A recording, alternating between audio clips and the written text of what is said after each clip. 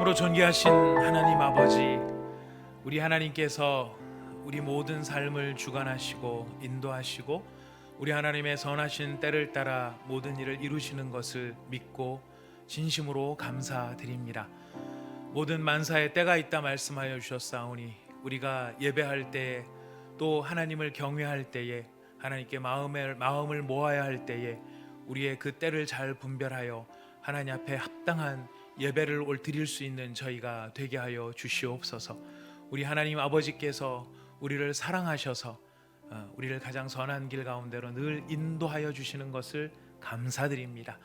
하나님께서 오늘 저희들에게 하나님이 어떠한 분이신지, 하나님께서 어떤 마음을 가지고 계시고 우리를 어떻게 대하고 계시고 우리를 향한 하나님의 뜻이 무엇인지를 저희가 분별하며 헤아려 갈 수 있음을 배울 수 있도록, 하나님 그런 시간 될 수 있도록 오늘 저희들을 함께하여 주시어서 시작하는 시간부터 마치는 시간까지 주의 성령께서 우리가 들어야 할 말씀들을 함께 들을 수 있도록 인도하여 주시옵소서. 예수님의 이름으로 기도드립니다. 아멘.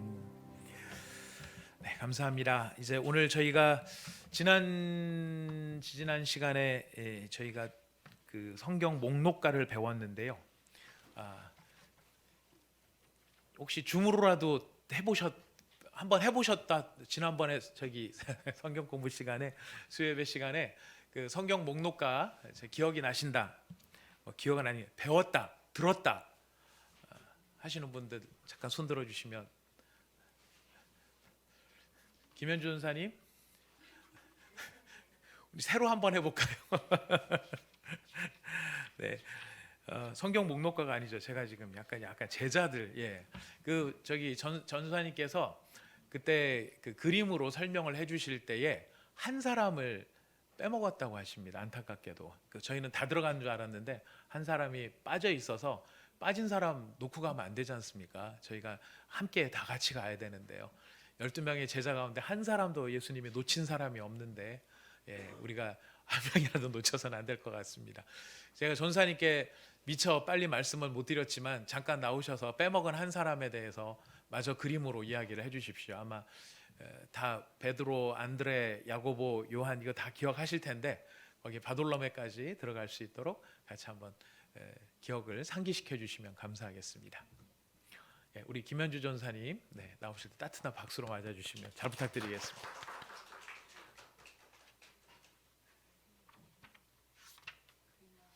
네, 그림만. 카메라가 저기 전사님을 비춰주시기를. 네, 저도 갑작스럽게 나와서 저도 암기를 했는지 안 했는지 테스트하는 시간이 될 것 같습니다. 함께 한번 해보도록 할게요. 네. 담임 목사님 방법도 할까요? 네. 아닙니다. 그 그림만. 알겠습니다. 맨 처음에 일단은 배가 하나 있었다고 했는데 이 배에서 첫 번째 제자가 베드로였죠. 이 안으로 들어가는 게 안드레, 그죠? 그다음에 배 안에서 야호 하고 소리 질렀다라고 했었죠. 이하에 야고보. 네, 이 소리 질렀던 사람이 누구였다고요? 네, 요한. 그런데 또 같이 소리 지르고 싶었던 사람이 있었다고 했어요. 누구였었죠? 다 외우셨네요. 네, 근데 여기서 제가 하나 빼먹었었더라고요. 설명을 드렸을 때는 설명을 했었는데 이제 이 배가 출항을 하게 돼요. 근데 이 출항하게 되는 배 이름이 무엇이라고 했었죠? 네, 바돌로메오였습니다. 이 내용을 제가 빼먹었던 것 같아요. 이제 배가 출항을 했는데 배가 고파요. 그래서 도마를 준비해라 라고 했었죠. 네, 그래서 도마, 마에, 마테. 맞습니다. 자, 그런데 이제 요리하기 위해서 배가 고프니까 밥을 먹어야겠죠. 이걸 보고 내가 요리할게 하고 야! 내가 요리할게 했던 사람이 야고보였었죠. 네. 지금 어디까지 나왔죠? 아니에요. 아 맞아. 오. 맞아요. 그런데 저보다 저 더 잘 외우신 것 같아요. 네. 조미료를 2개 더 첨가하기로 했었죠. 어떤 거였죠? 네. 다에 다. 아 이거 저희 엄마한테 많이 혼났어요. 왜 일본말 쓰냐고 보여드렸었거든요. 일단은 네 외우기 용도로 하고 그 다음에 하나가 네 시나몬이었죠. 여기에 시몬. 근데 이 배를 보고서는 다 팔아버리려고 했던 사람이 한 사람이 있었어요. 누구였죠? 네 가론 유다였습니다. 네. 아 제가 빼먹었던 거는 이 배 하나였었어요. 네, 진짜 저 이해했었어요. 제가 다시 한번 보면서 빼먹었더라고요. 네, 마지막으로 얼른 한 번만 다시 한번 암기하고서는 마치도록 하겠습니다. 이 배가 하나 있었는데 베드로, 이 안에 들어갔던 사람 안드레, 이 안에서 야호 외쳐서 야고보 외쳤던 사람이 요한, 나도, 빌리. 그런데 이제 배가 출항하게 돼요. 이 배의 이름은 바돌로메오. 맞아, 이제 출출하게 됐어요. 도마를 준비해라. 도에 마에 맞아요. 이걸 보고 내가 요리할게 했더니 누구? 야고보. 근데 맛이 조금 없을 것 같아서 2가지를 첨가했대요. 한나, 다데오, 시몬. 네, 그런데 이 모든 모습을 보고 저걸 팔아버릴 거야라고 했던 사람이 가룟 유다였습니다. 네, 너무 잘 외우셨습니다. 네, 감사합니다. 자, 이게 한번 딱 보고 잘 외우셨다는 걸 우리가 테스트하기 위해서 김민아 집사님 잠깐 나오셔서 한번 해보시도록 하겠습니다.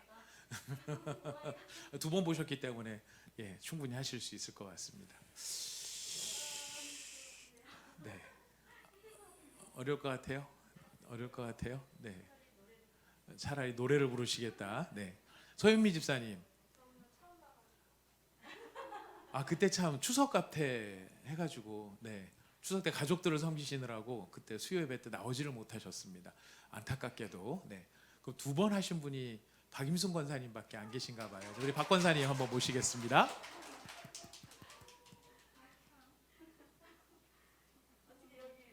예, 아니, 예 그림 보시면서 한번. 지우고 여기 배가 있어요. 근데 저는 처음에 그냥 바돌로메 호라고 그냥 써 있었어요. 사실은 전도사님 처음부터 써놓으셨었는데 바돌로메 호가 여기 배가 있는데 베드로가 여기 이제 배에 들어갔어요. 그래서 베드로가 이 배가 배다 해서 베드로 이렇게 외웠고 베드로가 안에 들어간다 해서 안드레 이렇게 외웠어요. 안드레가 폴짝 뛰어 들어가는 걸 보고 야호 하고 저기 소리를 질렀거든요. 그게 야고보고 이렇게 소리 지른 사람은 여기 요한이었어요. 요한을 보고 옆에서 나도 하고 이렇게 손을 비비면서 나 시켜달라고 한 사람이 빌립, 그죠? 비비다 해서 빌립 이렇게 얘기를 했고 이제 뭘 해먹어야 되니까 도마를 준비해서 여기 도마하고 마태가 나왔죠. 이거를 보고 이거를 같이 했던 사람, 요리를 한 사람이 야고보였어요.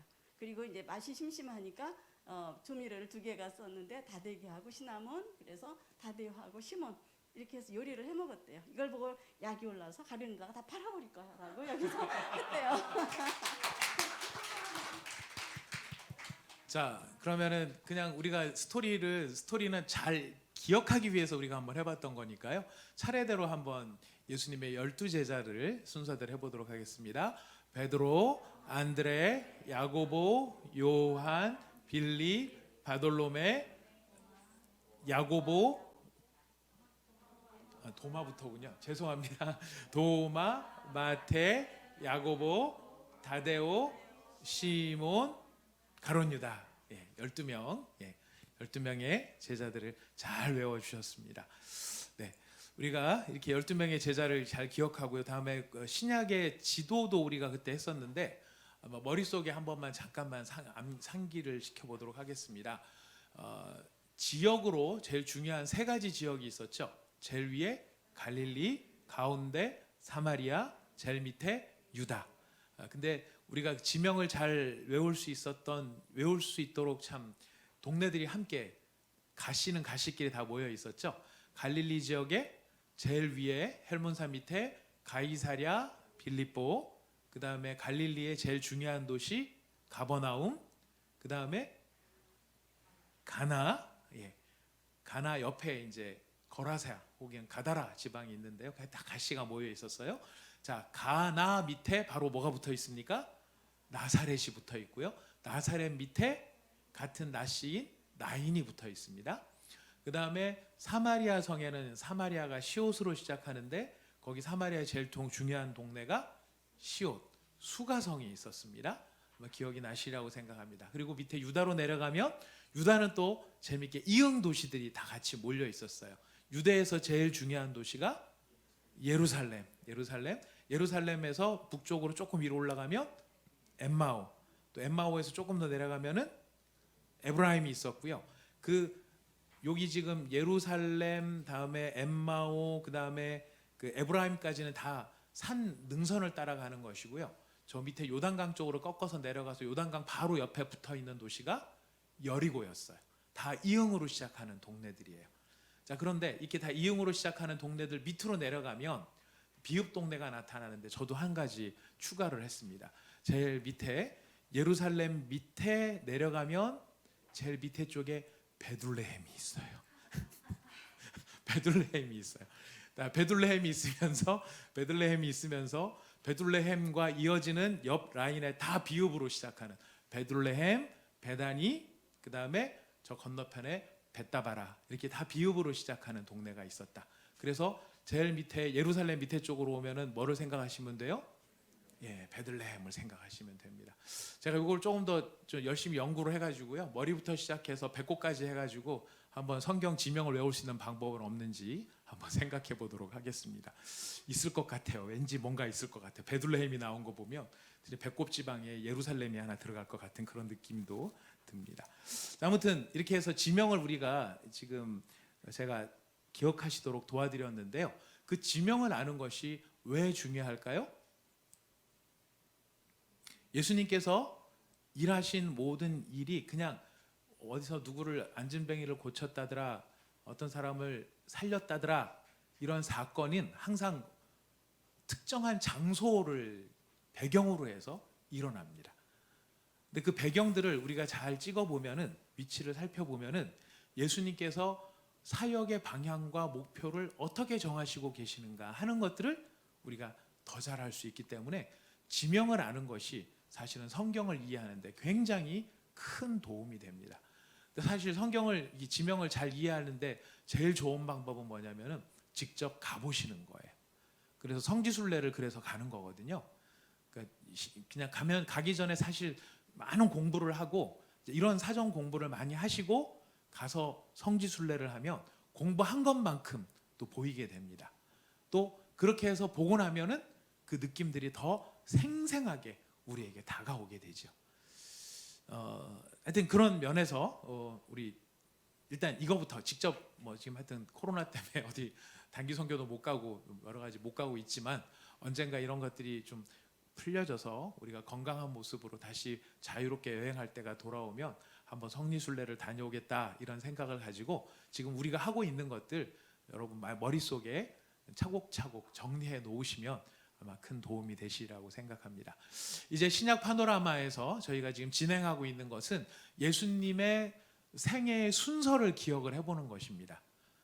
굉장히 많은 사건들이 다 있는데 모든 사건들을 다 집어넣는 것은 아니지만은 예수님의 생애의 어떤 시간적인 순서를 따라서 그 순서에 맞추어 어떻게 일을 하셨는가, 어떻게 사역하셨는가를 우리가 머릿속에 기억을 한다면은 우리가 성경을 이해하는 데 또 많이 도움이 되리라고 생각을 합니다.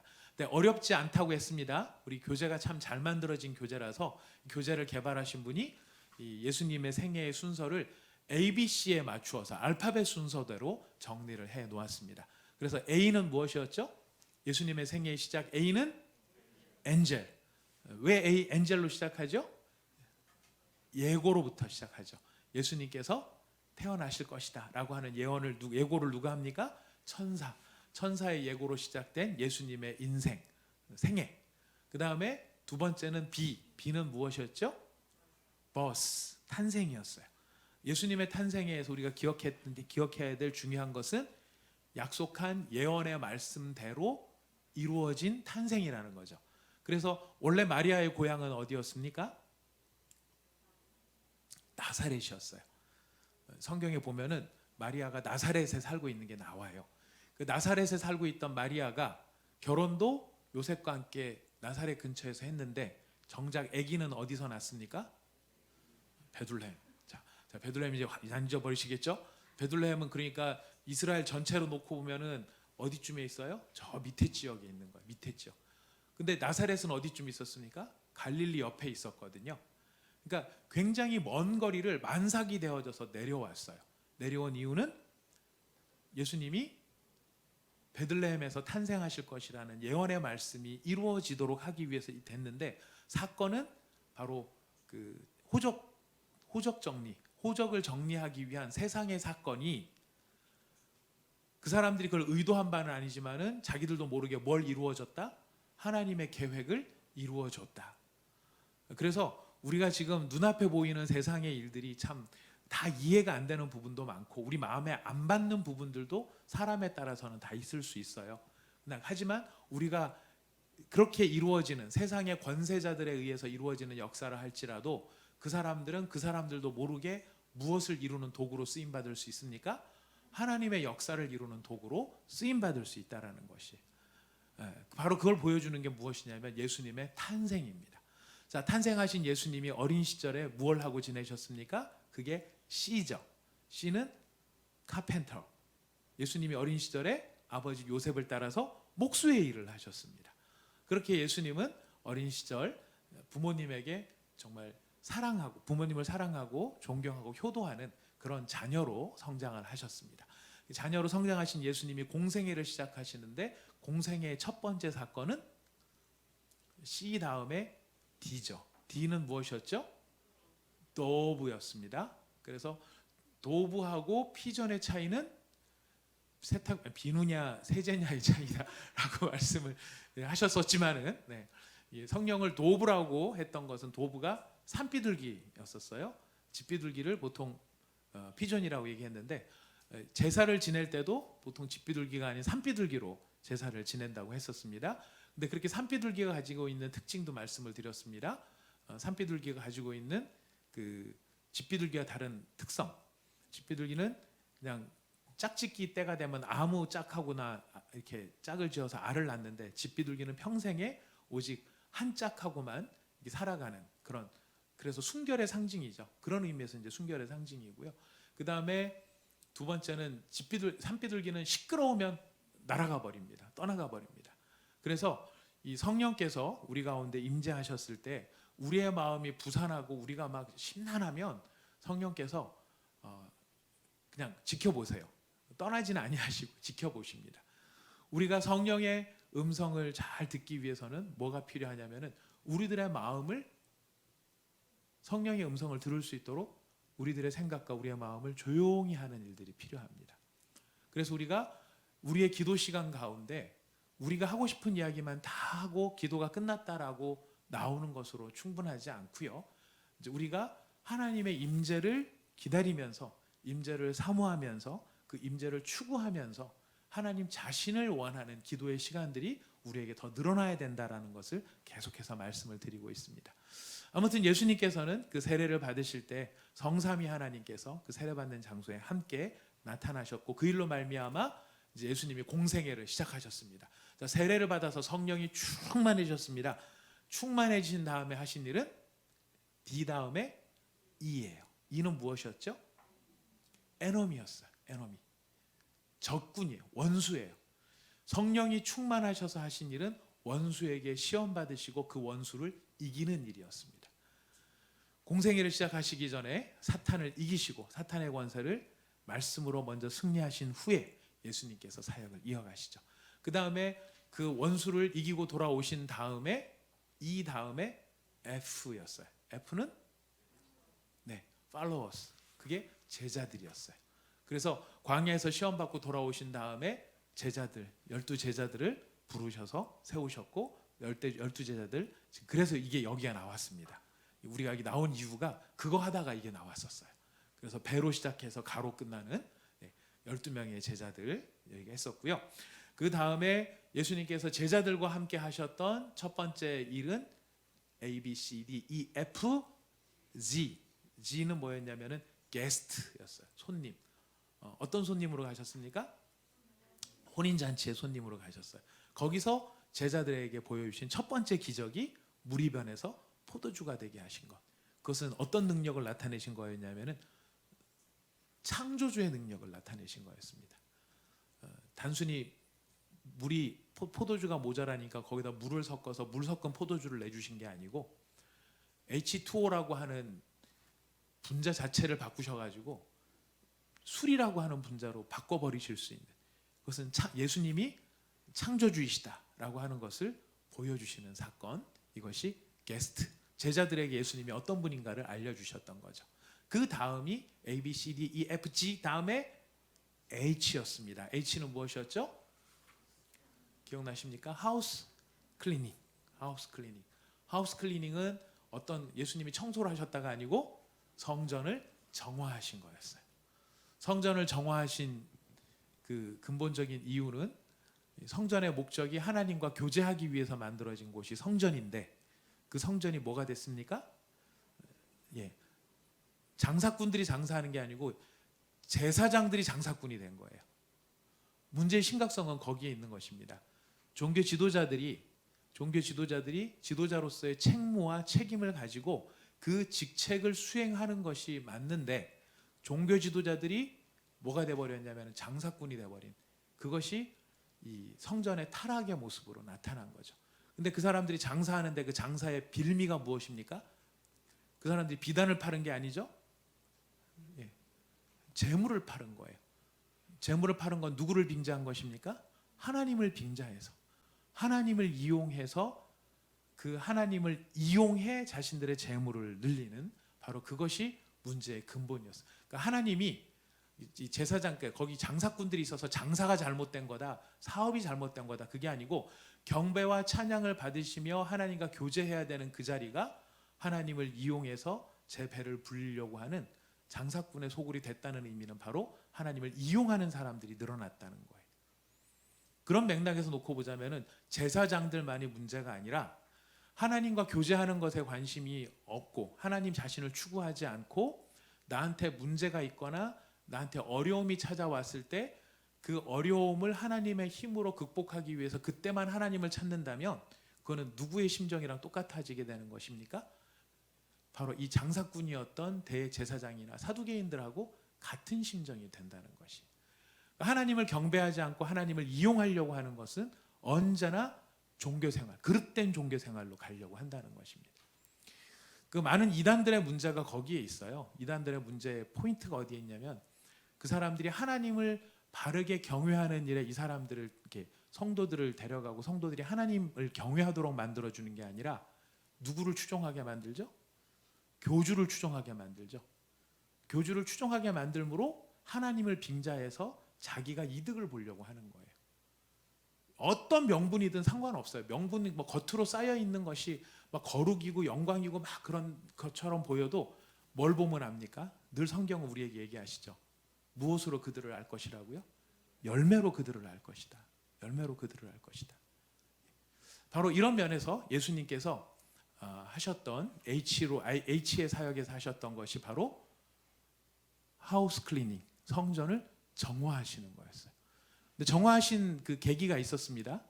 예수님이 예루살렘에 왜 올라가셨냐면 6월절 때문에 올라가셨어요. 6월절에 우리 요새 순장반도 그렇고 다락반도 그렇고 6월절 너무 중요한 사건을 하고 있잖아요.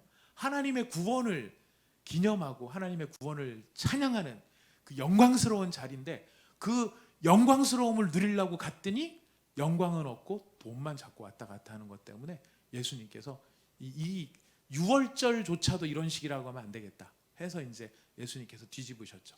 그 뒤집으시는 예수님을 보고 밤에 누군가가 찾아왔어요. 누구였을까요? 누구였습니까? 니고데모였어요. 니고데모가 밤에 찾아와서 예수님과 뭐를 했습니까? 인터뷰를 했습니다. 그래서 HI I가 무엇이냐면 인터뷰예요. 예수님께서 예루살렘에서 이 성전을 정화하시는 사건이 있었을 때 그 사건을 지켜보았던 니고데모가 그 밤에 찾아와서 예수님께 질문하는 거죠. 근데 이건 다 어디에서 일어나는 일입니까? 지금 장소적으로 보면 예루살렘에서 일어나는 일이에요. 자, 그때 니고데모의 질문의 포인트는 사람이 어떻게 해야 거듭날 수 있겠냐? 하나님 나라에 들어갈 수 있겠습니까죠? 사람이 어찌해야 하나님 나라에 들어갈 수 있겠습니까? 예수님께서 뭐라고 말씀하세요? 네가 거듭나야 된다. 거듭남의 의미가 무엇입니까? 질문하죠. 그때 예수님께서 하신 말씀, 유명한 말씀, 니고데모한테 주셨던 말씀, 요한복음 3장 16절. 요한복음 3장 16절 어떻게 됩니까? 하나님이 세상을 이처럼 사랑하사 독생자를 주셨으니 이는 누구든지 저를 믿는 자마다 멸망치 않고 영생을 얻게 하려 하심이라. 누구한테 주신 말씀이에요? 1차적으로 그걸 들었던 건 니고데모였어요. 우리는 그걸 하도 전도용 메시지로 많이 듣다 보니까 처음부터 모든 사람한테 하셨다고 막 이런 이미지가 있는데, 정확하게는 어떻게 하나님 나라에 들어갈 수 있겠습니까? 라는 질문을 가졌던 니고데모한테 주셨던 예수님의 답변이었어요. 그 답이 이제는 우리 모두의 답변이 되었던 것이죠. 그래서 그 인터뷰의 결과 지금 예수님이 자기 자신을 지금 누구라고 설명을 하고 계십니까? 하나님이 보내신 독생자고 나를 믿어야만 어떻게 된다? 멸망하지 않게 된다. 그러니까 거듭남이란 다른 것이 아니고 예수를 믿는 것이 거듭남이에요. 복잡하게 생각할 게 하나도 없고요. 말씀 그대로 놓고 보면은 독생자 예수를 믿는 것이 거듭남이에요. 자, 그 다음에 우리가 이제 여기까지 했었습니다. I까지 했고, 이제 I 다음에 무엇을 하냐면 I 다음에 뭐죠? J예요. J는 뭘까요? 여러분 173페이지, 교재 173페이지 보면 야곱의 우물이에요. 제이콥스 웰이라고 되어 있습니다. 예수님께서 예루살렘에서의 여정을 끝내시고 이제 어디로 내려가십니까? 유대에서 끝내시고 어디로 올라가세요? 갈릴리로 다시 올라가세요. 갈릴리로 올라가시는데 어디를 통과해야 될까요? 사마리아를 통과하는 겁니다. 그 사마리아를 통과할 때 수가성을 지나가죠. 근데 수가성 안으로 들어가지 아니하시고 예수님께서 우물 곁에 계셨는데 그 우물이 누가 판 우물? 야곱이 판 우물이었어요. 야곱이 판 우물 곁에 예수님이 계셨는데 그때 누가 찾아오느냐면은 이 그림이 좀 잘못됐어요. 그 173페이지에 제이콥의 우물, 그래서 이제 그 우물이 어서 많이 보던 우물이죠. 교재 가지고 계신 분들은 173페이지에 보시면 교재에 나오는데 혹시 없으신 분들 보시면은 그 우물이 옛날 우리나라에서도 보면은 이렇게 무슨 이런 거 세면 같은 거 쳐가지고 이렇게 도로에 만들어 놓고 이렇게 벽이 있는 그런 우물인데, 실제로 야곱의 우물, 지금 중동 지방의 우물은 이런 식의 우물이 아니고 어떤 우물이죠? 땅을 파고 들어가서 사람이 저 밑에까지 내려가서 결국 샘을 기로 오르는 것 같은 그런 형태의 우물입니다. 자, 아무튼 그렇게 땅을 많이 파서 이제 들어간 건데, 자, 거기에서 우리가 여기서 지금 봐야 될 중요한 부분은 이 여자가 처음에는 육체의 목마름을 해결하기 위해서 우물로 왔지만 그 우물 곁에서 예수님이 기다리고 계시고 그 예수님께서 그 여인한테 주시고 싶었던 것은 육신의 목마름이 아니라 영적인 목마름을 해결해 주기를 원하셨던 거죠. 영적인 목마름을 어떻게 해결해 줄 것인가? 예수님은 니고데모한테도 똑같이 얘기하셨지만은 사마리아 여인한테도 동일하게 이야기를 하세요. 누구를 소개하시죠? 자기 자신을 소개하는 거예요. 우리는 다 누구를 소개하죠? 우린 예수님을 소개해요. 예수를 믿어야 된다고. 그렇죠. 예수님 믿어야 된다는 것이 우리가 경험이고 그게 사실이니까. 근데 예수님은 늘 한결같이 누구를 강조하십니까? 자기 자신이에요. 그래서 니고데모한테는 독생자로 자기를 이야기하셨지만 이 사마리아 성 여인한테는 자신을 어떤 존재로 소개를 하십니까? 생수로, 영원히 목마르지 아니할 생수가 바로 누구이다? 나다라는 거였죠.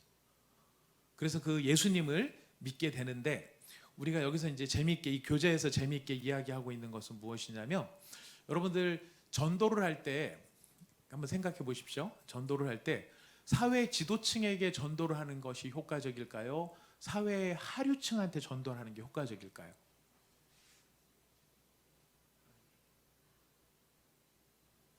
여러분들은 어떻게 생각하십니까?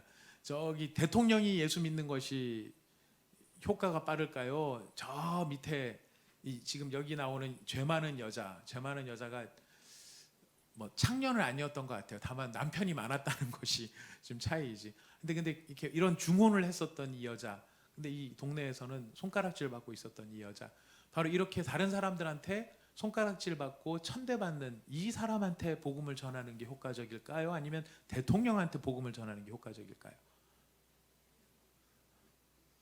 그거는 다 우리 생각이죠.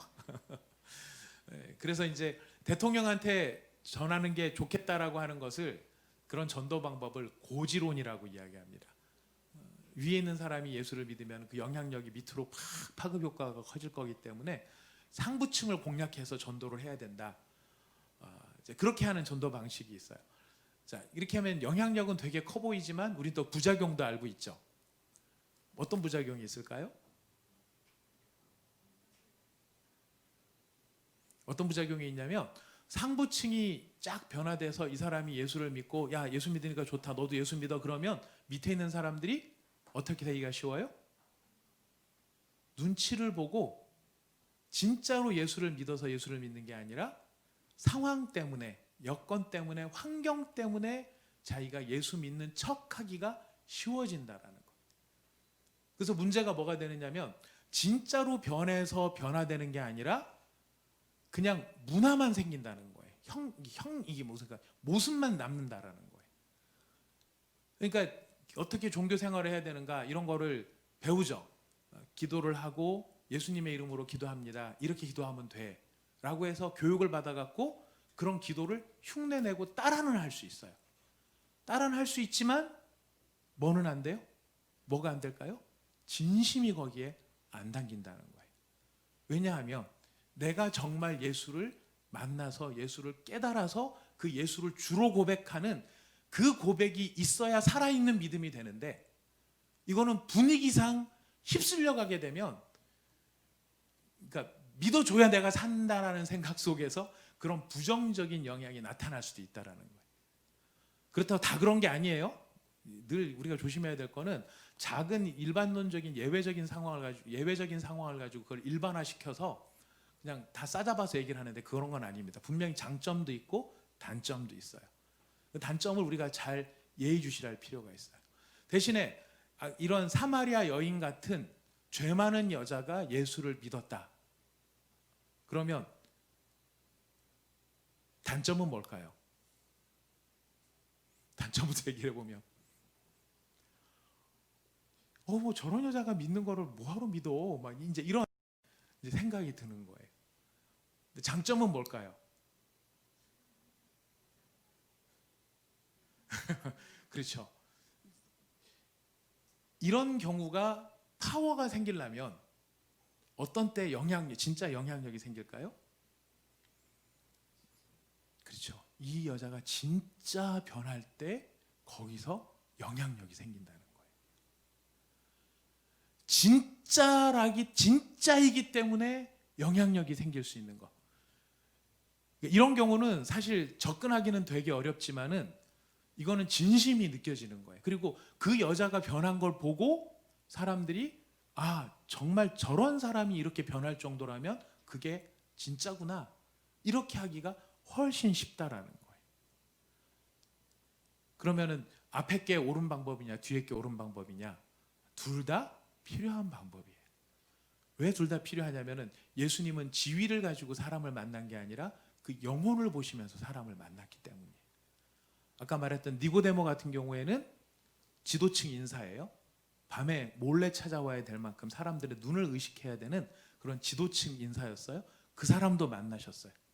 하지만 그런 사람들만 만난 게 아니라 저 밑바닥에 있는 사람들도 만나신 거죠. 예수님의 입장에서는 니고데모나 사마리아의 수가성의 여인이나 그 목숨값은, 오늘 또 두 번 얘기하게 되네요. 목숨값은 같은 거예요. 높고 낮은 거 누가 정한 거죠? 사람이 정한 거예요.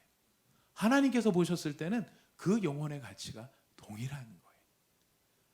교회가 견지해야 될 중요한 가치관이 있다면 그 가치가 동일하다라는 사실을 일관성 있게 주장을 해줘야 되는 거예요. 그래서 가난한 자들의 편을 들어주는 것이 복음이다. 이건 하나님의 방법이 아니에요. 없는 자의 편을 들어준다?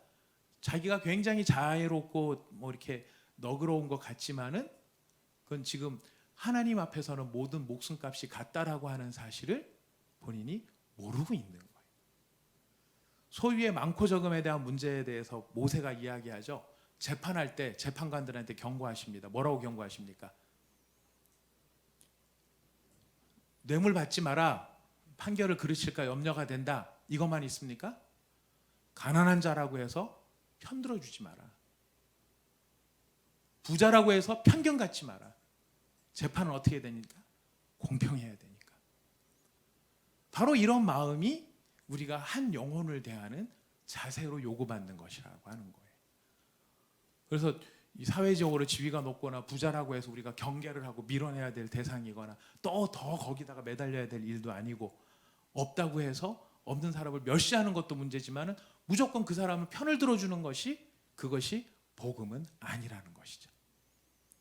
예수님께서 보셨을 때는 이 둘의 가치가 같은 거예요. 중요한 건 뭐냐면 높은 사람, 높다고 판단되는 사람이나 낮다고 판단되는 사람이나 있어야 될 가장 중요한 것은 무엇이냐면 진짜 믿음, 진정한 변화, 참된 예수를 만난 참된 신앙, 이것이 있어야 된다라는 것입니다. 여러분, 중국은 가짜를 만드는 귀재들입니다. 뭐도 가짜를 만드냐면은, 보셨죠? 저도 경악을 했는데 계란도 가짜를 만들더라고요. 그 계란도 가짜로 만들 정도 되면 콩이나 뭐 이런 곡식들도 맘먹으면 가짜 쌀도 있다는 얘기도 얼핏 들은 것도 같습니다. 여러분, 진짜하고 가짜는 뭘로 구별이 되죠?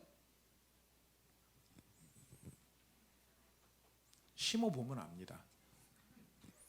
딴 거 아니에요. 심어보면 알아요. 진짜는 싹이 나요. 진짜 생명이 있으면 생명의 영향력이 나타나는 거예요. 가짜는, 이미테이션은 모양은 똑같지만 살아나지 못해요. 그래서 우리가 지금 추구해야 될 가장 중요한 게 뭐냐면 우리가 진짜가 되게 해달라는 거예요. 물론 이미 우리 다 진짜로 다 진짜로 믿고 앉아 계시지만은요, 지금 우리 이 코로나 시대에 하나님께서 우리한테 던져주시는 질문은 너 진짜냐라는 것을 계속 물어보시는 거예요. 너 진짜냐? 이럴지라도 저럴지라도 네 자리를 지킬 수 있느냐? 견뎌낼 수 있느냐? 예수의 이름을 의지해서 그 이름만 네가 붙잡고 그 이름으로 즐거워할 수 있느냐? 지금 예수님이 그걸 물어보시는 거거든요. 지금 이 사마리아 수가성 여인을 찾아가셨던 우리가 예수님을 통해서 기억해야 될 건 뭐냐면은 진짜로 변하면 다 변한다는 거. 진짜로 변하면 제일 먼저 변해야 될 사람이 저입니다. 제가 변해야 됩니다. 하나님 앞에서 난 요즘 계속해서 하여튼 기도하고 있습니다. 좀 제가 정말 진짜가 되게 해주시고, 가짜 진짜가 아니고 정말 진짜가 되게 하여 주시고, 진짜 믿음이 있게 하여 주시고, 그래서 환경이나 여건이나 사람을 보는 것이 아니라 예수님만을 바라보는 것, 이것이 진짜죠. 그래서 그 예수님께서 부르신 부르심대로 가는 것이 진짜입니다. 그래서 그 길로 갈 수 있게 해달라고 기도하고 있습니다. 그리고 기도하기에는 우리 온사랑의 교회 모든 성도들이 다 이렇게 진짜로 예수님을 인정하고 진짜로 예수님을 깨닫고 진짜로 날마다 예수님을 바라보면서 그 예수님과 함께 동행할 수 있는 사람, 그런 믿음이 우리 온사랑의 교회 불일 듯이 일어나게 해달라고 우리가 같이 기도해야 되겠습니다. 여러분, 이거 안 되면은요, 아까 보셨죠? 다시 돌아가 죄송합니다. 다 이미테이션 됩니다. 이거 안 되면 자칫하면 다 어디로 가냐면은, 저는 그 대제사장이나 사두개인들 크게 욕하고 싶은 마음이 없어요. 왜냐하면 처음에 그렇게 시작했던 동기가 처음부터 장사하려고 시작했던 동기가 아니었어요. 처음에는 진짜 좋은 동기로 시작한 거예요. 근데 진짜 좋은 동기로 시작했는데 하다 보니까 변질이 되는 거죠. 우리도 정말 우리 시대에 우리가 이 믿음을 가진 사람으로서 예수님의 제자로서 진짜 제자답게 살아가기를 우리가 정말로 원한다면 우리 안에 이런 참된 예수님을 만나는 정말 그 은혜가 우리 가운데 있기를, 또 우리 가족들한테도 마찬가지죠. 우리 가족들도 그 정말 예수님을 제대로 만날 수 있게 해달라고 우리가 함께 꼭 기도해야 되겠습니다. 그 다음에 예수님이 이제 제2 야곱의 우물 다음에 한 가지만 더 하겠습니다. 야곱의 우물 다음에 예수님이 하신 거는 K예요. K는 뭘까요? 여기 보니까 킨이라고 되어 있어요. 친척이라는 뜻입니다. 친척. 지금 예수님께서 이 가운데 사마리아를 통과해서 갈릴리로 올라가셨어요. 갈릴리로 올라가셔서 가버나움 회당에서 사람들에게 많은 복음을 전했어요. 자, 그러다 보니까 나사렛에 이르러서 복음을 막 전하다 보니까 사람들이 은혜 받는 사람들도 있는 반면에 그 예수님을 보고 뭐라고 하는 사람이 생겨났냐면 미쳤다라는 사람이 생겨났어요.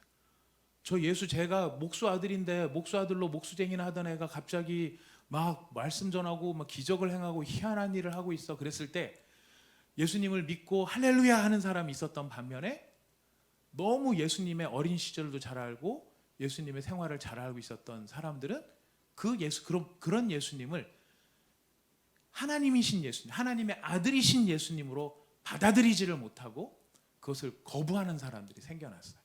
그래서 그 사람들은 예수님을 뭐라고 불렀냐면 미친 사람, 정신 나간 사람.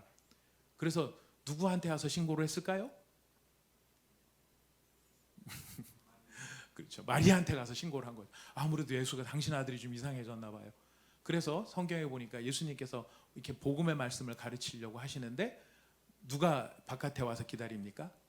예수님의 어머니와 그의 형제들이 와서 기다려요. 왜 기다렸을까요? 데려가려고요. 남들이 다 이상하다고 하니까. 그때 예수님이 중요한 말씀을 선포하시죠. 뭐라고 말씀하십니까? 누가 내 어머니고 누가 내 형제냐? 거기서 말하는 누가 내 어머니고 누가 내 형제냐는 혈통을 물어보신 게 아니죠. 뭐를 물어보신 겁니까? 믿음을 물어보신 거예요. 누가 내 어머니고 누가 내 형제냐 했었을 때 혈통이 내 어머니 목의 혈통인 어머니 마리아가 내 어머니고 피를 물려 같은 집안에서 자라난 저 야고보나 걔네들이 내 형제고 가족이다 이게 아니죠. 예수님이 물어보신 내 진짜 어머니와 내 진짜 형제가 누구냐? 거기에 정답은 뭐예요? 어떤 사람이 예수님 어머니예요? 믿음이에요. 믿음이 있는 사람. 예수님이 찾으시는 것은 믿음의 가족을 찾으신 거예요. 믿음의 가족에 우선순위를 두신 거예요. 이 예수님께서 육신의 가족에게 복음을 전하는 일에 우선순위를 두었다라고 분명히 얘기를 하고 있는데 이 가족들은요 예수님이 부활하신 다음에도 부활하신 예수님을 보면서 예수님을 거부했다라고 교자는 이야기를 하고 있어요. 하지만 나중에는 변하죠. 예수님의 동생 야고보가 이제 예루살렘 교회 야고보 장로가 되는 것입니다. 지금 우리가 기억해야 될 것, 이제 우리가 하나님의 은혜 안에서 반드시 기억해야 될 것이 있는데 그 기억의 가장 중요한 물줄기는 뭐냐면은 우리가 혈통으로 이어지는 그 계보로서 하나님의 백성이 된 것이 아님을 기억해야 돼요. 혈통의 계보로 간다 그러면은 누구만 계속해서 하나님의 백성이 되어야 되느냐면 유대인들만, 유대교를 믿는 사람들만, 아브라함의 자손들, 아브라함의 육신의 자손들이 하나님의 자손이라고 인정을 받았어야 될 거예요. 하지만 우리가 아브라함을 믿음의 조상, 아브라함을 우리의 조상이라고 부르는 게 우리의 조상이라고 부르죠. 아브라함은 동일하게 우리의 조상이에요. 혈통의 조상이 아니고 무엇의 조상입니까? 믿음의 조상이에요. 그 믿음의 핵심이 무엇이에요? 아브라함이 믿었던 하나님의 하나님 되심이 어떤 분이십니까? 전능하신 하나님이죠. 아브라함이 평생을 두고 깨달은 하나님은 딱 하나예요. 전능하신 하나님. 전능하시다. 여러분 우리 희한하게 오늘 순장반하고 와서 똑같은 얘기를 한 번 더 하는데요. 전능하시다고 했었을 때 가장 중요한 것은 하나님은 계획하신 일은 반드시 이루시는 분이시다. 인간한테는 조건이 없을지라도. 이게 아브라함이 믿은 깨달은 하나님이에요. 그래서 우리가 아브라함을 믿음의 조상이라고 생각하고 우리도 믿음 안에 있다라고 생각했을 때 우리가 고백하는 하나님은 어떤 하나님? 동일해요. 전능하신 하나님이에요. 전능하다 그랬을 때 제일 중요한 거는 우리의 관심의 전능은 그거죠. 내가 원하는 이 일을 하나님께서 어떻게 도와주셔서 성취시켜 주실 것인가. 거기에다가 우리는 전능의 개념을 둬요. 하나님, 제가 지금 눈에 보이는 거는 종잣돈, 이 돈밖에 없지만 전능하신 하나님이 개입하시면 이 돈이 뻥튀기기를 거쳐서 만배가 될 줄 믿습니다. 하나님 일하여 주십시오. 그런 마음이 다 있어요. 예. 저희 아들 집어넣고 주여 만배로 튀겨 주시옵소서. 그래서 10,000명 교회가 되고 얼마나 좋겠어요. 아들 딸 셋이니까 3만 명이네요. 그거를 원하는 것입니까? 그게 전능인가요? 아니요. 하나님이 너를 믿음의 사람으로 세워서 하나님을 믿을 수밖에 없는 사람으로 만들겠다라고 하나님이 말씀하시고 작정하셨기 때문에 아브라함이 이삭을 얻었다는 것도 전능한 하나님이지만 더 중요한 것은 그 소중한 이삭을 하나님께 바칠 수 있을 만큼 하나님을 신뢰하는 사람으로 성장했다라는 것. 이것이 하나님의 전능하심의 증거인 것이죠. 하나님의 전능하심 다 아시는 얘기겠지만은요. 하나님의 전능하심은 아기를 못 낳는 아브라함이 아기를 낳게 되는 그것이 눈으로 보이는 하나님의 전능함이었다면 더 중요한 전능함이 있어요.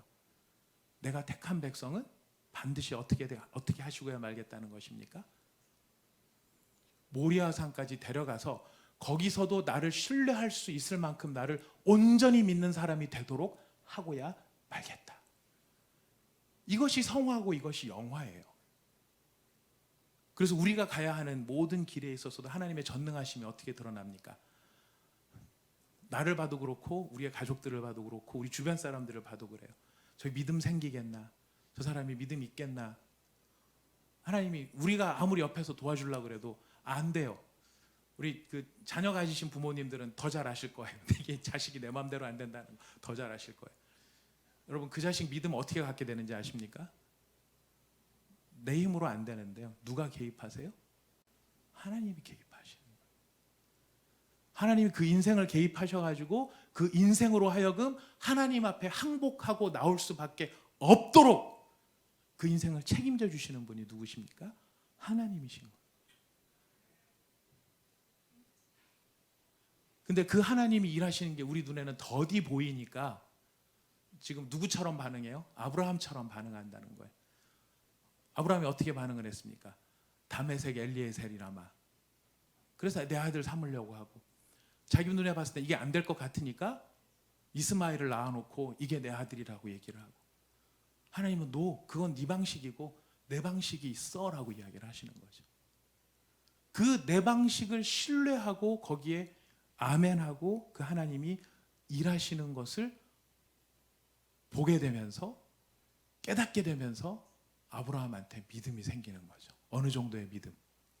죽은 자를 없는 것에서 있게 하시는 하나님, 죽은 자도 살리시는 하나님, 이삭을 달라고 하시면 그 이삭이 어떻게 될지는 모르지만 이삭을와 말미암아 육손이 될 거라고 하셨으니까 얘를 다시 살려내든 얘를 어떻게 뻥튀기를 하시든 어떻게 하시든 얘를 다루실 하나님, 그 하나님께 맡긴 것이 모리아산 사건이었던 거죠. 그래서 모리아산 사건은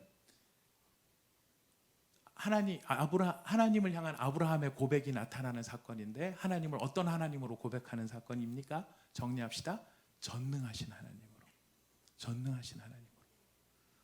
그래서 우리도 우리 눈에 보기에 지금 우리가 포기한다 이런 건 아닙니다. 우리 열심히 노력하고 기도하고 다 하는 것이지만은 그 인생에서 그 마음을 변화시키고 깨닫게 해주셔서 야 진짜 예수님이 살아 계셔 라고 하시는 결정적인 사건과 전기는 누가 만들어 가세요? 하나님이 만들어 가시는. 그래서 우리가 기쁨으로 내 눈에 보기에는 이게 지금 변화가 안 되는 거지만 하나님께 맡겨드리는 이유가 거기에 있는 거죠. 누구는 하실 수 있으니까 하나님은. 하시겠다고 하신 분이 누구십니까? 하나님이시니까. 그런 같은 믿음 안에 우리가 아브라함을 우리의 조상이라고 말할 수 있게 되는 것입니다. 자, 누가 내 친척이냐? 누가 내 어머니고 누가 내 형제냐? 예수님이 찾으신 건 누굴 찾으세요? 믿음의 사람들을 찾으시는 거예요. 우리도 그런 믿음의 사람으로 예수님의 가족이 되신 줄로 믿습니다. 예. 우리가 그런 믿음으로 우리 하나님 앞에 반응하고 고백하고 또 하나님을, 그런 놀라우신 전능하신 하나님을 우리가 신뢰하고 믿고 나가는 우리 모두가 꼭 되실 수 있기를 부탁드리겠습니다. 우리 함께 잠깐 찬양 한 곡하고 기도하도록 합시다. 이 시간 우리 오늘 주신 말씀과 또 오늘 부른 찬양을 생각하면서 우리 하나님을 바라며 하나님의 개입을 바라며 하나님의 임재를 갈망하며 우리 하나님 앞에 기도하기를 원합니다. 돌 같은 내 마음 변화시켜 주실 분도 전능하신 하나님이시고요. 돌 같은 우리 가족들, 우리 옆에 있는 사람들, 돌 같은 우리의 주변의 사람들 다 어루만져 주시고 일으켜 세우시고 새 일을 행하실 분도 우리 하나님이십니다. 우리 하나님께서 이 놀라운 일들을 행하실 것을 바라보며 전능하신 하나님, 저도 하나님을 전능하신 하나님으로 고백하며 나가는 믿음의 사람이 되기를 원합니다. 예수님이 찾으신 것은 혈통을 찾으신 것이 아니라 믿음의 혈통을 찾으셨습니다. 우리가 예수님께서 찾으실 때에 예수님께서 인정해 주시는 바로 그런 믿음의, 진짜 살아있는 믿음의 사람이 되게 하여 주시옵소서. 우리의 생각이 하나님의 계획과 하나님의 뜻보다 너무 앞설 때가 많아서 우리 머릿속에 염려와 걱정만 가득할 때도 있습니다. 주님, 이런 우리의 모습 다 아시는데 이런 우리의 모습 다 내려놓고 순전히 하나님만 바라보고 하나님을 바라보고 살아계신 예수님을 바라보고 그 예수님을 전심으로 붙잡고 의지할 수 있는 그런 살아있는 믿음 저에게, 또 우리 사랑하는 가족들에게, 우리 사랑하는 주변 사람들에게 주의 허락하여 달라고 이 시간 마음을 아파요 기도하도록 하겠습니다.